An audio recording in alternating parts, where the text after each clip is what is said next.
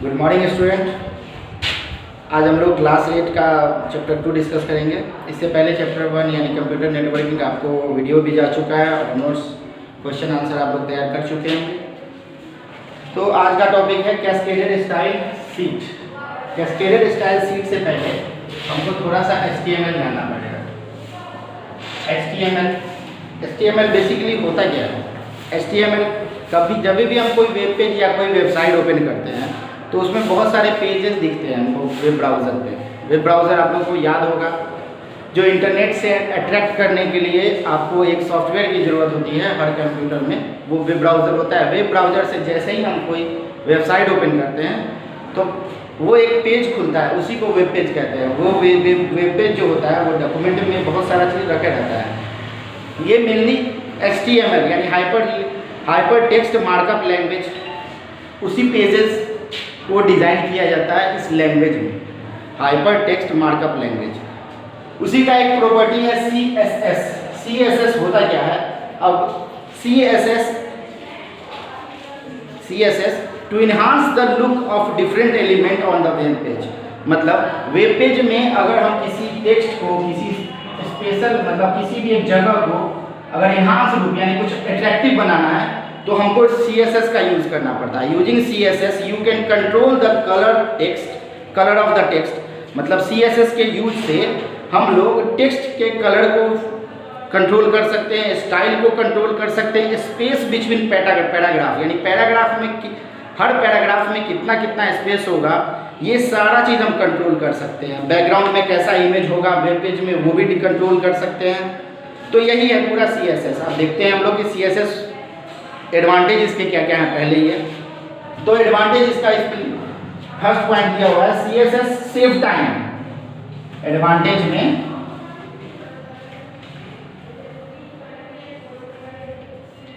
First है CSS save time. CSS file is once written यानी जैसे ही हम एक बार CSS फाइल लिख देते हैं then the same sheet we can reuse the multiple HTML page. मतलब बहुत सारे मल्टीपल HTML पेज में हम उस CSS कोड को बार बार यूज कर सकते हैं। तो बार बार यूज करने से ये होगा कि हर जगह जो हमको बार बार लिखना पड़ेगा वो लिखना नहीं पड़ेगा, रिपीटेशन मतलब बार बार टाइप करने का टाइम जो है वो बचेगा हमारा। ठीक है, तो ये CSS अभी हम लोग इसके आगे देखेंगे कि कैसे CSS टाइप करते हैं, कैसे बनाते हैं उसका कोड। फिलहाल तो यही है कि CSS टाइम सेव करता है क्योंकि हम उसको बार बार यूज कर सकते हैं। एक जगह कोड करेंगे तैयार और दूसरे जगह उसका यूज कर सकते हैं। Page loading faster. अगर पेज लोडिंग फास्टर एक मॉड्यूल मान लो शुरू में एक मॉड्यूल बन चुका है CSS का फर्स्ट मॉड्यूल, फिर सेकंड मॉड्यूल मैंने 2-3 जगह हम उसका यूज कर लिए। तो जैसे एक मॉड्यूल में ये रन हो चुका है तो मतलब अब अगली बार जब उसी मॉड्यूल को रन करेंगे तो वो तुरंत वहीं से रन कर लेगा।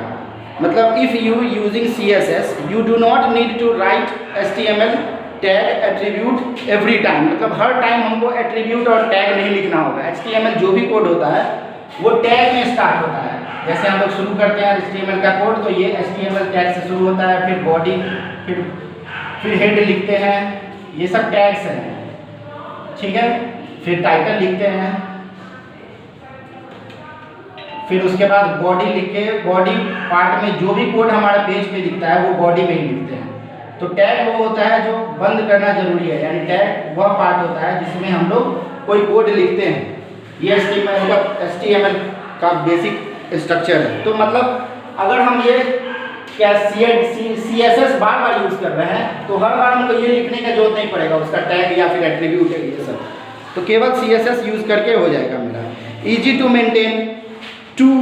इसका थर्ड प्रॉपर्टी है इजी टू मेंटेन।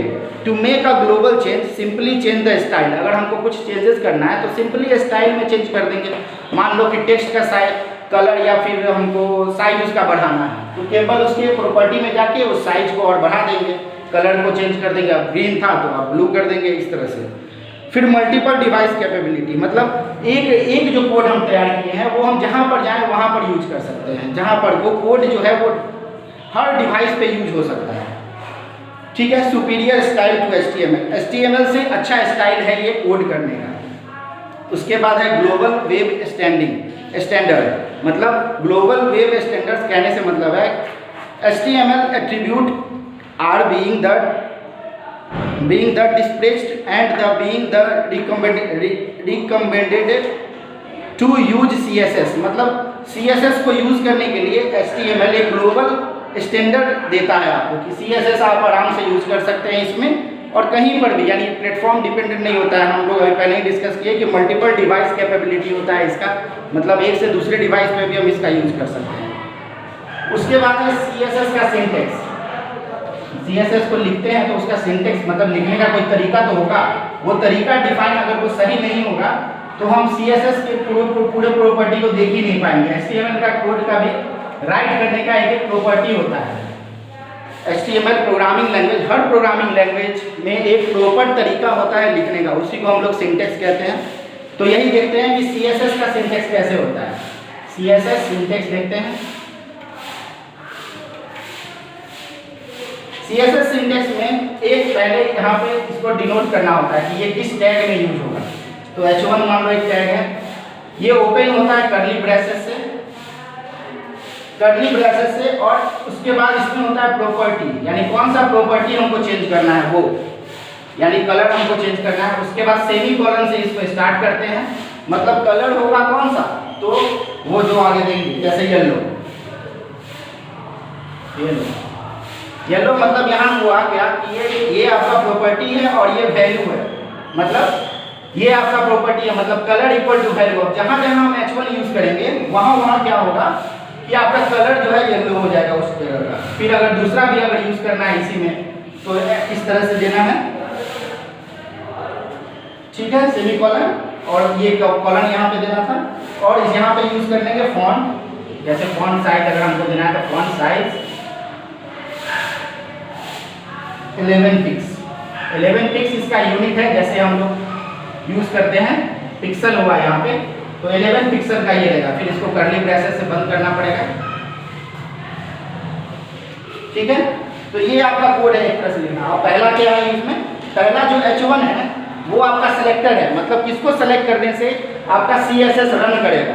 तो H1 को जैसे सेलेक्ट करेंगे तो मेरा ये पूरा प्रॉपर्टी रन करेगा, ठीक है। उसके बाद आता है प्रॉपर्टी, जो कलर है यहाँ पर, कि मान लो हम यहाँ पे कलर है, यहाँ पे फॉन्ट साइज है, और उसके बाद ये येलो और ये 11 पिक्स जो है वो क्या है आपका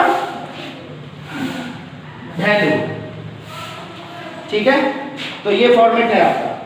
अब उसके बाद हम लोग को टेक्स्ट प्रॉपर्टी पढ़ना है। टेक्स्ट प्रॉपर्टी मतलब किस किस तरह का टेक्स्ट हम लोग चेंज कर सकते हैं इसमें, कि उसमें क्या क्या टेक्स्ट से रिलेटेड क्या क्या एडिटिंग या कैसा कैसा किस किस तरह से हम अपने अपीयरेंस ऑफ टेक्स्ट को वेब पेज पे कैसे कैसे बढ़ा सकते हैं, यानी और अच्छा लगे, बहुत सुंदर लगे मेरा वेब पेज, वो सब हम कैसे कर लेंगे। तो ये टेक्स्ट प्रॉपर्टी को जान के अच्छे से। तो फर्स्ट है इसमें कलर, COLOR, इसमें कलर नहीं लिखते हैं, कलर डैशबोर्ड, ठीक है। कलर, तो कलर जब भी यूज करते हैं तो इस तरह से कलर इक्वल टू कलर के बाद वैल्यू देना पड़ेगा, सेमीकोलन, कलर कॉलन और येलो, इस तरह से हम लोग इसका डिक्लेयर करते हैं। उसी तरह से आता है टेक्स्ट अलाइन। टेक्स्ट अलाइन क्या होता है, अलाइनमेंट आप लोग पढ़े होंगे एक्सेल वगैरह में, याद होगा तो एक्सेल वर्ड में अलाइनमेंट कितने तरह का हम लोग पढ़ते थे, लेफ्ट राइट जस्टिफाई और ये सब पढ़ते थे ना, तो वही अलाइनमेंट यहाँ पर भी टेक्स्ट अलाइन, हम लोग टेक्स्ट अलाइन और उसका भी सिंटेक्स यही है, टेक्स्ट अलाइन और प्लस वैल्यू, इसको यूज कर लेंगे तो मेरा अलाइनमेंट होगा, मतलब टेक्स्ट इधर किस साइड जाएगा वो इस पे दिख जाएगा आपको, लेफ्ट जाए या राइट जाए या अंदर भी जाए। टेक्स्ट डेकोरेशन, उसके बाद आता है टेक्स्ट डेकोरेशन। टेक्स्ट डेकोरेशन में क्या आता है, टेक्स्ट मतलब डेकोरेट किस तरह से हम कर सकते हैं उसको। तो डेकोरेशन के लिए हम क्या करते हैं, अंडरलाइन करते हैं, बोल्ड करते हैं।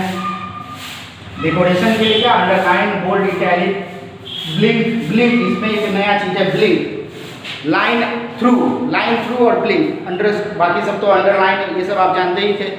एक ब्लिंक है, मतलब क्या टेक्स्ट जो है वो ब्लिंक करता हुआ आएगा, ठीक है। तो टेक्स्ट डेकोरेटर हम इसमें यूज कर सकते हैं। ये तो था कलर का प्रॉपर्टी। अब है दूसरा फॉन्ट प्रॉपर्टी। फॉन्ट प्रॉपर्टी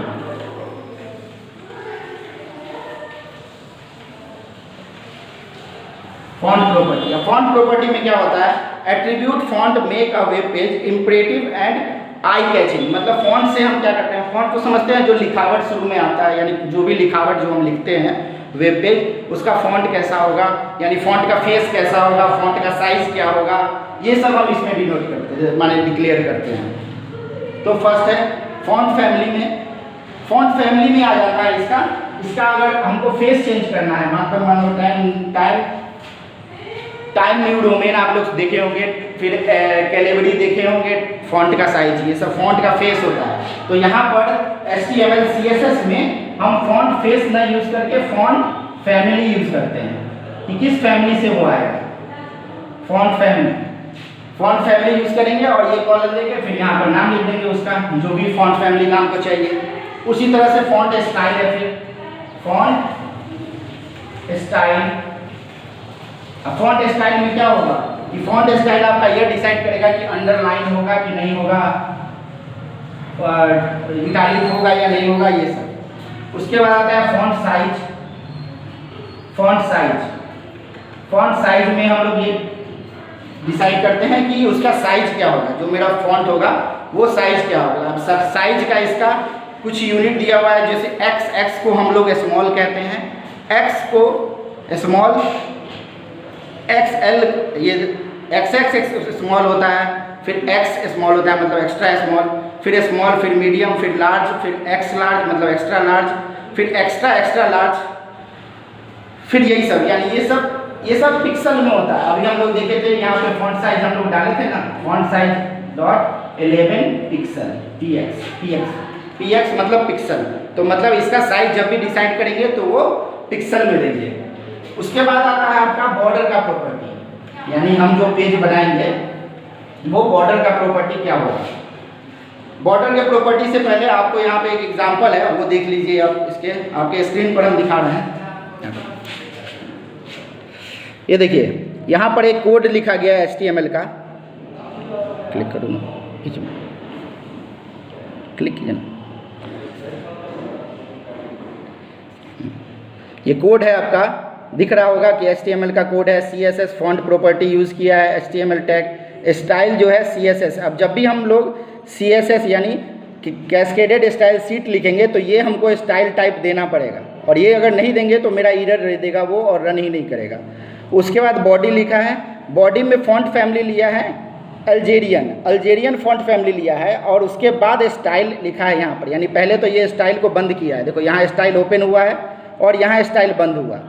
उसके बाद यहाँ बॉडी HTML स्टार्ट हुआ है, बॉडी यहाँ से ओपन हुआ है, हेड ओपन हुआ है और हेड यहाँ जाके बंद हो चुका, ठीक है। उसके बाद फिर से बॉडी यहाँ स्टार्ट है, बॉडी में हम H1 यहाँ पर लिया, बॉडी जहाँ जहाँ लेंगे वहाँ पर ये प्रॉपर्टी रन करेगा, कैस्केड वाला मेरा बॉडी यहाँ लिया गया तो मतलब अब ये प्रॉपर्टी यानी CSS, ये CSS अब यहाँ पे आके रन करेगा।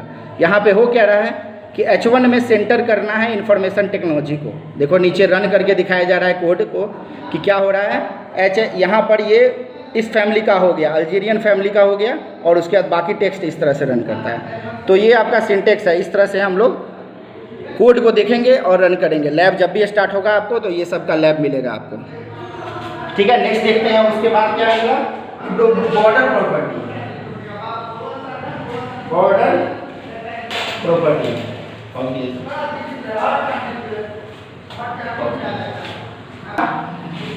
नेक्स्ट है आपका बॉर्डर प्रॉपर्टी। बॉर्डर प्रॉपर्टी मतलब मेरा जो पेज जो जनरेट होगा, मतलब HTML में जो भी हम पेज बनाएंगे वेब पेज के लिए बनाने के लिए, तो उसका बॉर्डर कैसा स्पेसिफाई होगा, यानी वो जो साइड में लाइन आता है वो अगर लाइन हमको डालना है तो किस तरह से डालना है। तो बॉर्डर के लिए इसमें आपको लिखा हुआ है कि पहले होना चाहिए बॉर्डर स्टाइल, बॉर्डर स्टाइल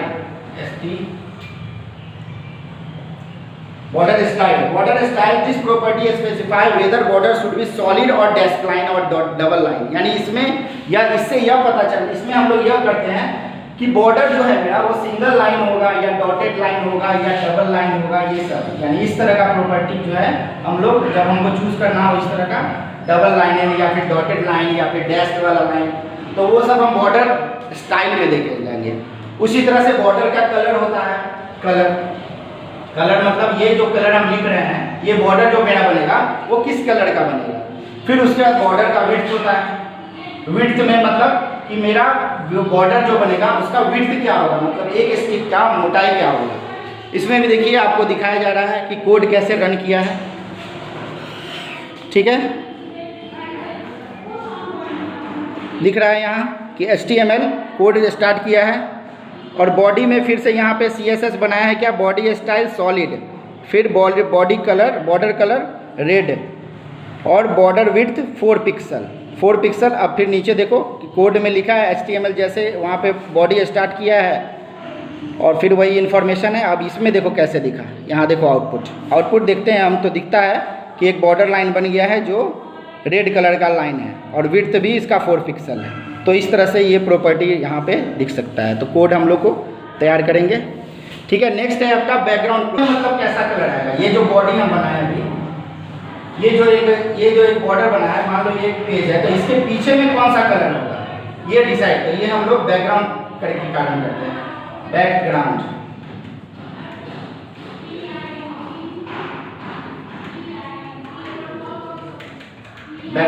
अब बैकग्राउंड कैसे, इसमें भी अब फिर फर्स्ट होगा वही कलर मतलब कि कलर कैसा होगा वो डिफाइन करेंगे हम। ठीक है, उसके बाद या तो कलर होगा यानी इसके बैकग्राउंड में, या फिर इमेज होगा। दो ही चीज हो सकता है, या तो कलर होगा पूरा कोई सिंगल कलर और नहीं तो इमेज। तो अगर बैकग्राउंड कलर यूज करेंगे तो कलर बैकग्राउंड के साथ कलर लगा के यूज करेंगे।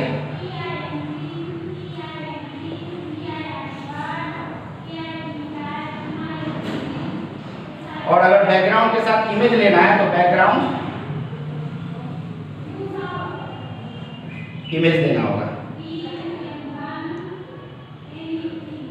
ठीक है, अब इमेज लिखने का यहाँ पे तरीका क्या है, इमेज देखते हैं कि कैसे लिख सकते हैं हम लोग इसमें। ठीक है, तो इमेज ये कलर में तो सिंपल है कि यहाँ पे आप कलर डाल दो जैसे ग्रीन, तो ये रन करने लगेगा। अब इमेज जब डालेंगे तो वहां पे हमको ये ध्यान देना है कि इमेज जो लेगा वो किस तरह से लेगा। तो इमेज के आगे ये कॉलम देना है, उसके बाद URL लिखना है, URL, और उसके बाद ब्रैकेट स्टार्ट करना है।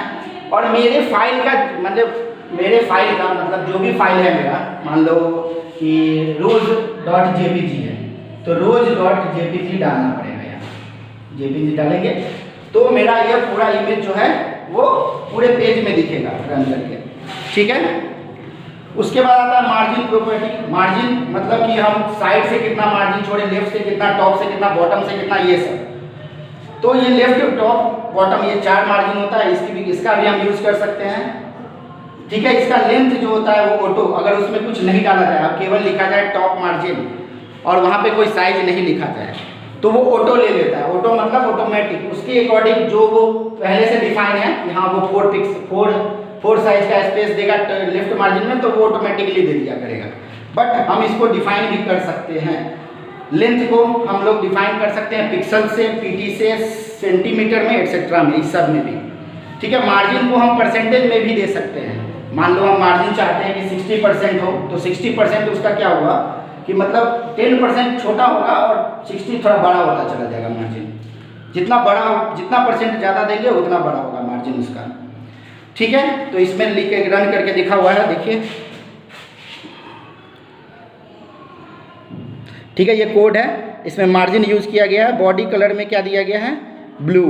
उसके बाद P नाम का एक नया CSS बनाया है और वहाँ पे उसमें दिया है top margin 10 pixel, bottom margin 100 pixel, right margin भी दिया है 150, उसके बाद लेफ्ट मार्जिन भी ये सब दे दिया है। उसके बाद इसको रन किया है तो नीचे में देखो आंसर कैसा दिखा रहा है। चारों साइड से मार्जिन आपको दिख रहा है, इस साइड भी छूटा हुआ दिख रहा होगा आपको, इस साइड भी छूटा हुआ है, ऊपर से भी छूटा हुआ है और नीचे से भी। मतलब ये मार्जिन डिसाइड करता है कि लेफ्ट, राइट और टॉप बॉटम से क्या क्या आपका छूटेगा, कितना छूट सकता है।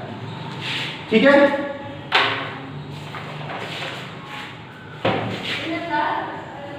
पॉज करिए।